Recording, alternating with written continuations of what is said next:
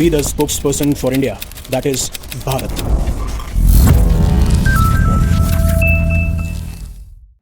Hello future leaders. अब जब भी मैं पाकिस्तान का कोई टॉपिक कवर करता हूं तो हमेशा से मैं ये चीज़ कहता था कि जो पाकिस्तान है वो डिनायल में जीता है, वो ऐसे वर्ल्ड में जीता है जो रियलिटी से बहुत दूर है। और अब एक वीडियो ऐसा ही वायरल होता है जहां पे जो हमारी इंडियन डिप्लोमेट है अनुपमा मैम, वो रोस्ट करती हुई पाई जाती हैं। हालांकि देखिए, ऑफिशियल वर्ड में अगर मैं रोस्ट बोलूंगा तो that doesn't make sense. But उनका एक वीडियो वायरल हुआ जहां पे बहुत सारी एलिगेशंस इंडिया के ऊपर लगी, पाकिस्तान की तरफ से, ऑर्गेनाइजेशन ऑफ इस्लामिक कॉपरेशन की तरफ से, इन तरफ से, और उन एलिगेशंस को फिर बैश किया जाता है जब इंडियन रिप्रेजेंटेटिव या इंडियन डिप्लोमेट अनुपमा सिंह अपने पॉइंट ऑफ व्यू रखती है इंडिया की तरफ से। और वहां पे सबसे जो वायरल फेज है ना, वो है Pakistan is living in la la land. अब उसके बाद में बहुत सारे आर्टिकल पब्लिश किए जाते हैं, जैसे Pakistan living in la la land, India slams Islamabad eight UN human rights council, Pakistan living in la la land says India at UN. But पहले एक बार के लिए लाला लैंड एक मूवी भी आई थी, और मैं आपको लाला लैंड का मतलब भी बता देता हूं कि इसका एक्चुअली में मतलब क्या है। मतलब कि आप एक ऐसी दुनिया में रहते हो जो आपने खुद ने बुनी है। मतलब आप डे ड्रीम कर रहे हो, हेलुसिनेट कर रहे हो, आप रियलिटी से बहुत दूर हो, उससे डिस्कनेक्टेड हो, आपको सच से कोई मतलब नहीं है, आप फैक्ट्स पे बात नहीं करते, बस आप अपनी इमेजिनेशन के अनुसार जीते हो। फॉर एग्जाम्पल, आप अगर ये बोलें कि मैं बिना पढ़े ही एग्जाम निकाल लूंगा, कोई भी, मैं कुछ भी किताब टच नहीं करूंगा, क्लास नहीं जाऊंगा, कुछ भी नहीं करूंगा, मैं बिना पढ़े ही एग्जाम निकाल लूंगा, it means you are living in la la land. मतलब आप डे ड्रीम कर रहे हैं, आप रियलिटी से, फैक्ट से बहुत दूर हैं। इसी कंटेक्स्ट में अब देखते हैं कि किस कंटेक्स्ट में यह कहा गया है। अब यह हो रहा था कि United nation human rights council का 61st सेशन चल रहा था, और हाई लेवल सेगमेंट की एक मीटिंग बुलाई जाती है फरवरी 25 2026 को, जहां पे पाकिस्तान और जो ओआईसी है वो काफी सारे एलिगेशंस इंडिया के ऊपर लगाता है। और हर एक कंट्री के पास में एक राइट होता है, राइट टू रिप्लाई। अगर आपके खिलाफ कोई एलिगेशंस लगे हैं, आपके ऊपर कोई बातचीत कर रहा है, तो आपके पास में राइट है कि आप रिप्लाई कर सकते हैं। और वही चीज अनुपा सिंह या अनुपमा मैम ने करी। जहां पे जो प्रोपेगेंडा या जो मिस इन्फॉर्मेशन बार बार पाकिस्तान के द्वारा फैलाई जाती है, उसको पहले थ्रैश किया गया, बैश किया गया। और एक जो नैरेटिव कन्फ्लिक्ट का था ना, उन्होंने इंडिया और पाकिस्तान को ही कंपेयर कर दिया। तो इसमें हुआ ये कि जो इनकी इमेजिनेटिव दुनिया थी, उसको इन्होंने ब्रेक करके जो रियलिटी है वहां तक लेके आए, और इसीलिए ये वीडियो के बारे में ज्यादा बात हो रही है। तो अनुपमा सिंह एक बात के बारे में बात कर रहे थे कि अगर इन्हें लगता है कि वर्ल्ड का हाईएस्ट ब्रिज जो है, दैट इज चेनाब ब्रिज, अगर वो फेक है, क्योंकि इन्होंने जम्मू कश्मीर के डेवलपमेंट के बारे में बात करी कि जो जम्मू कश्मीर के अंदर डेवलपमेंट है वो फैब्रिकेटेड है, वो मैन्युफैक्चर्ड है, रियलिटी में आपको डेवलपमेंट देखने को नहीं मिलता। तो ये फिर एक एग्जांपल देती हैं कि अगर वर्ल्ड का highest bridge that is Chenab bridge अगर आपको फेक लगता है, तो पाकिस्तान मस्ट बी हेलुसिनेटिंग और living in la la land. And I guess आपको ये चीज जरूर समझ में आ चुकी होगी। एक बार के लिए मैं आपको वो वीडियो भी दिखाऊंगा, बट उससे पहले अन अकेडमी आपके लिए लेके आया सब्सक्रिप्शन, जो शुरू हो रहा है 19,999 में। आज आखिरी तारीख है, डिस्क्रिप्शन में लिंक मिल जाएगा। अगर आप 6 महीने का कोर्स खरीदते हैं तो 6 महीने आपको फ्री मिलेंगे, that is double validity, same goes for 12 month, same goes for 18 months. And एक और खास फीचर है, अगर आप तैयारी शुरू करते हैं तो आप 18 महीने या 18 महीने से ज्यादा का सब्सक्रिप्शन लेते हैं और अन अकेडमी के साथ अपना अटेम्प्ट देते हैं, और आप किसी कारणवश नहीं निकाल पाते हैं, इसकी कुछ कंडीशंस हैं, वो आपको फुलफिल करनी पड़ेंगी, मैं पहले बता देता हूं। लेकिन अगर आप नहीं निकाल पाते हैं उन कंडीशन को फुलफिल करने के बाद भी, तो next attempt would be on us. अब एक बार के लिए मैं आपको वीडियो दिखाना चाहता हूं। ये इंडियन डिप्लोमेट है अनुपा सिंह मैम। एक बार के लिए आप ये वीडियो जरूर देखिएगा। Bridge, the world's highest bridge inaugurated in Jammu and Kashmir last year is fake, then Pakistan must be hallucinating or living in the La La land. Or maybe Pakistan finds it unbelievable that the developmental budget of Jammu and Kashmir is more than double the. यहाँ पे आप देख रहे हैं ये diplomats जो भी आए हुए हैं, रिप्रेजेंटेटिव्स, ये हंस रहे हैं जैसे ही ये लाला लैंड के बारे में मेंशन करते हैं। So they were smiling about it, This thought from the IMF. Right. अब एक बार के लिए फैक्ट चेक भी कर लेते हैं, ठीक है। अब सबसे बड़ी बात यह है कि जो चेनाब ब्रिज है वो एक स्पेशल ब्रिज है जो अक्रॉस द रिवर चेनाब बना है at height of 359 metre from the bed level. और अगर आप कुतुब मीनार की हाइट देखेंगे दैट इज 72 मीटर, और एफिल टावर की हाइट है 324 मीटर, और ये चेनाब ब्रिज की हाइट कितनी है? 359 मीटर। और जब तक इसका इनॉग्रेशन नहीं हुआ था, जो लास्ट ईयर में हो चुका है, तब तक वर्ल्ड का टॉलेस्ट रेल ब्रिज लोकेटेड था over France Tarn river with its tallest pillar rising 340 metre, और हमारे यहाँ की क्या है 359 मीटर। और उसके बाद में काफी आर्टिकल्स भी पब्लिश हुए थे कि ये जो स्टील आर्क ब्रिज है, आप देख सकते हैं ये जो है, ये जो स्ट्रक्चर है इसे हम आर्क कहते हैं। तो यहाँ पे जो स्टील आर्क ब्रिज है ये 1315 मीटर लॉन्ग है, और इसको इस तरीके से इंजीनियर किया गया है कि अगर मान लीजिए अर्थक्वेक आता है, कोई सिस्मिक कंडीशंस आती हैं, तो उसको भी ये विस्टैंड कर सकता है। और यहाँ तक अगर 260 किलोमीटर पर आवर अगर हवा भी चलती है तो भी इसको विस्टैंड किया जा सकता है।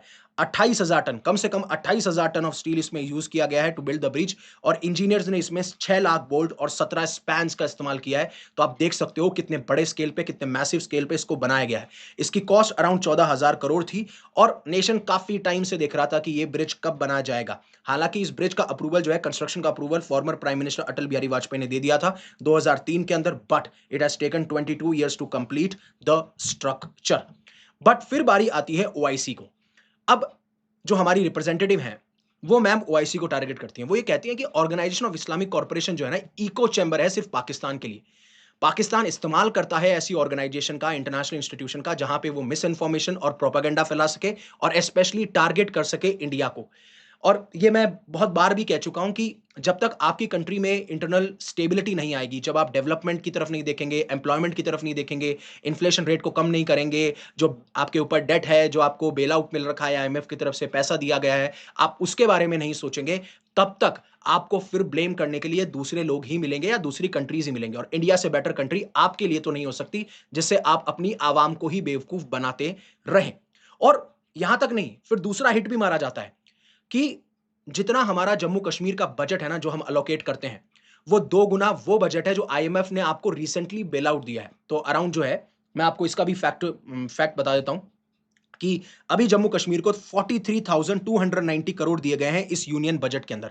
अब 26-27 के अंदर 43,290 करोड़ रुपए दिए गए। हालांकि पिछले साल जो थे ये 41,000 करोड़ थे, और इसमें हमें 2,000 करोड़ का जो है इंक्रीज देखने को मिलता है। और ये सेंट्रल फंडिंग का मकसद है कि हम डेवलपमेंट यहां पे करा जाएगा। ये काफी सारे आर्टिकल्स में है, बजट में है, आप जाके पढ़ सकते हैं। और इवन मैंने आपको यहां पे भी दिखा दिया है काफी सारे आर्टिकल्स में, ये हिंदू के आर्टिकल्स हैं और इवन बजट से। और अगर आप इंटरनेशनल मॉनेटरी फंड में जाओगे तो रिसेंटली इन्होंने $1 बिलियन दिए हैं अंडर द ईएफएफ, और अराउंड $200 मिलियन दिए हैं एसडीआर अंडर द आरएसएफ। ठीक है, ये अलग अलग फंडिंग फैसिलिटीज हैं जिसके तहत ये पैसे दिए जाते हैं। तो अगर आप $1.2 बिलियन को काउंट करेंगे तो ये अराउंड 11,000 करोड़ आता है,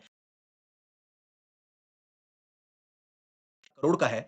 और हम अकेले ही 44,000 करोड़ जम्मू कश्मीर को दे रहे हैं, तो दैट इज 4 टाइम्स। अब हालांकि इन्होंने नंबर किस हिसाब से बोला है, 2 टाइम्स, तो जिस हिसाब से बोल दिया, लेकिन 2 टाइम्स नहीं, 4 टाइम्स हम देते हैं इनको, जो जम्मू कश्मीर को बजट दिया जाता है। और ये बात कर रहे हैं कि जम्मू कश्मीर में डेवलपमेंट नहीं हो रहा, मैन्युफैक्चर्ड है। तो आप देख सकते हैं, और ये सारे कटाक्ष होते हैं, सरकाज़म होता है जो इस्तेमाल किया जाता है।